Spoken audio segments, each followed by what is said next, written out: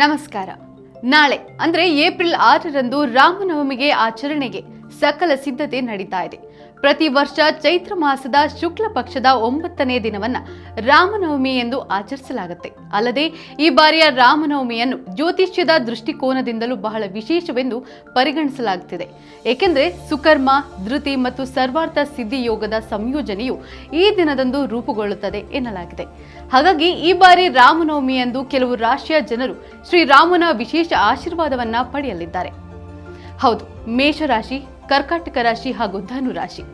ಮೇಷರಾಶಿಯವರಿಗೆ ರಾಮನವಮಿಯು ಶುಭ ಯೋಗದ ಜೊತೆಗೆ ಉದ್ಯಮಿಗಳಿಗೆ ವ್ಯವಹಾರದಲ್ಲಿ ಲಾಭ ಸಿಗಲಿದೆ. ಹಾಗೆ ಕರ್ಕಾಟಕ ರಾಶಿಯು ಜನರ ಹೊಸ ಕೆಲಸವನ್ನ ಪ್ರಾರಂಭಿಸಲು ಇದು ಶುಭ ಸಮಯ.